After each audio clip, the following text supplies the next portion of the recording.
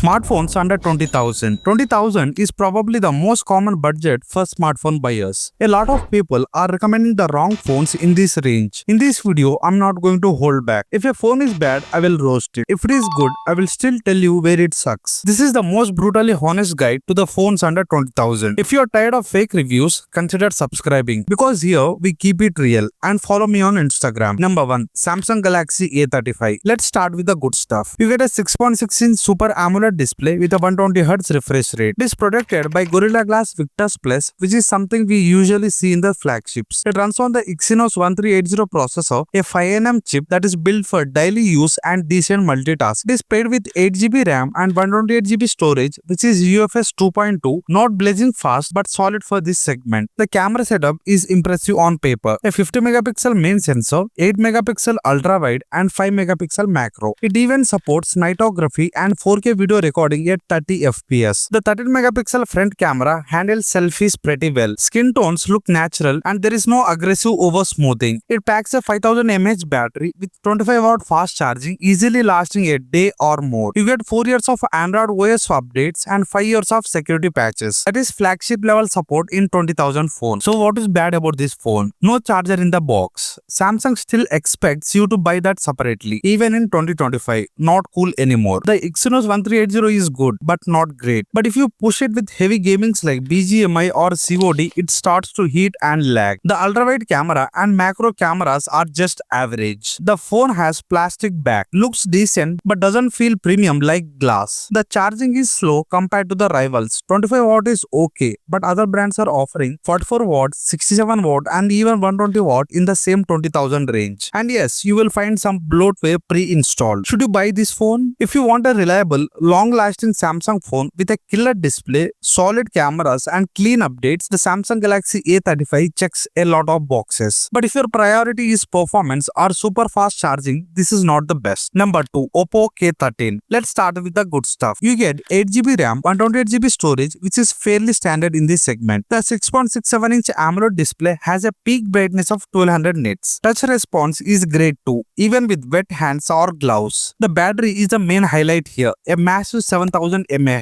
Oppo claims it can survive over 1800 charge cycles without major degradation. And with 80W Super VOOC charger, a quick charge gives you hours of backup. For performance, it is powered by the Snapdragon 6 Gen 4 chipset, not flagship grade, but it handles normal use and multitasking without issues. You also get ultra-large vapor cooling chamber with extra graphite layers to manage heat during long gaming or video sessions. On the camera side, it is a dual rear setup, a 50MP main sensor, a basic 2MP secondary. Selfies are handled by a 16MP front camera. There is also an AI blur feature that tries to sharpen slightly shaky shots. One bonus, it comes with an IR blaster so you can control your TV, AC or even projector directly from your phone. So what is bad about this phone? The Snapdragon 6 Gen 4 is decent but not a gaming chip. For high-end games like Genshin Impact or BGMI on high settings, you will notice frame drops. No ultra-wide camera, which most phones offers in this price range. And the 2MP secondary lens doesn't add much value. The display is good but not HDR certified. And you will miss out on the richer visuals in Netflix or HDR supported videos. Software updates are not clearly promised. And Oppo hasn't been very consistent in this area on the budget model. So should you buy it? If your top priority is battery life, fast charging and reliable daily performer, the Oppo K13 is a good choice. But if you want a better display, ultra-wide camera or long-term software support, this is not the best choice. Number 3. Realme P3 Pro. Let's start with the good stuff. It comes with 8GB RAM and 256GB storage. A large 6.83-inch quad-core AMOLED display that feels super immersive. The curved edges not only look premium but also feel great in the hand. Powered by Snapdragon 7S Gen 3 chipset, a solid upper mid-range processor built on 4nm architecture. It is good for multitasking, casual gaming and smooth day-to-day use. A good 6000 mAh battery keeps you going all day and beyond. And when it runs slow, the 80W fast charger charges it up quickly. Realme claims a day's power under 30 minutes of charge. Camera setup includes a 50MP Sony IMX896 main sensor with OIS and a basic 2MP depth sensor. Selfies are handled by a 16MP front camera. Plus the AI snap mode helps capture fast-moving subjects without blur. And yes, it got IP69 water and dust resistance, which is rare in this 20,000 price range. What is bad about this phone? The 2MP secondary sensor doesn't add any real value. An ultra-wide lens would have been much more useful. No mention of HDR or Dolby Vision support for the display. So while the panel is bright and curved, it may not offer the best media experience compared to the AMOLED panels with HDR10+. Realme isn't most consistent with the long-term software updates on the budget smartphones. Something to consider if you are planning to use it for more than 3 years. So should you buy this phone? If you want a phone that looks different, feels premium and lasts long on the battery and takes sharp OIS stabilized shots, this phone is good. But if you are into photography, versatility, high-end gaming and care a lot about software updates, this is not the best. Number 4. iQOO Z10. This phone comes with 8GB RAM and 256GB storage, which is plenty for heavy multitasker, and with virtual RAM it can go up to 16GB. The 6.78-inch quad-core AMOLED display reaches a crazy 5000 nits local peak brightness, probably the brightest display under 20,000 segment. At only 7.89mm thin, it is surprisingly lightweight for a phone with a 7300 mAh battery. Powered by the Snapdragon 7S Gen 3, a 4nm chipset with an impressive 820K Antutu score, which gives smooth performance, good efficiency and capable gaming. On a camera front, you get a 50MP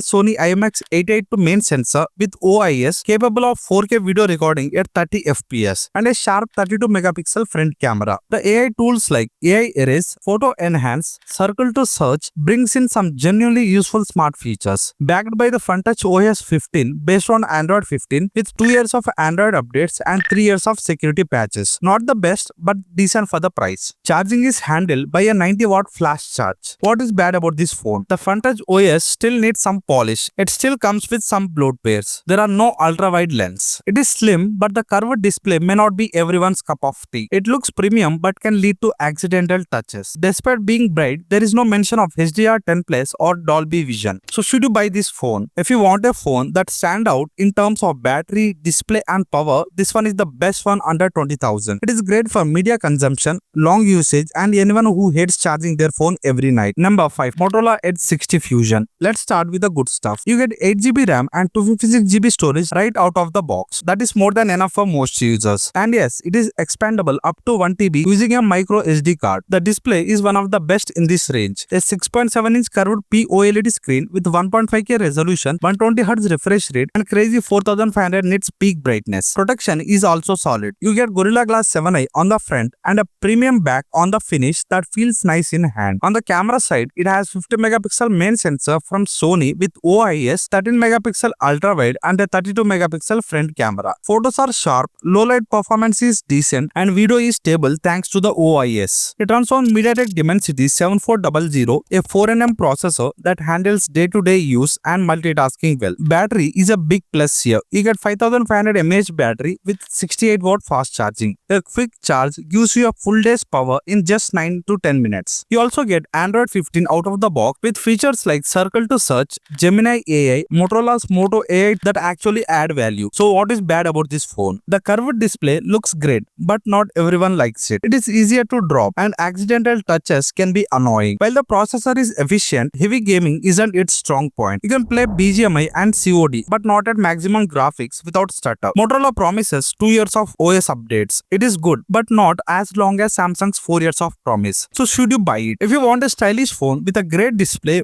big battery, clean software and good cameras, the Edge 60 Fusion is the most balanced phones under 20,000 right now. If your top priority is gaming or long software updates, this is not the best. So that is the real truth about the smartphones under 20,000. And if you are tired of fake reviews, consider subscribing because here we keep it real.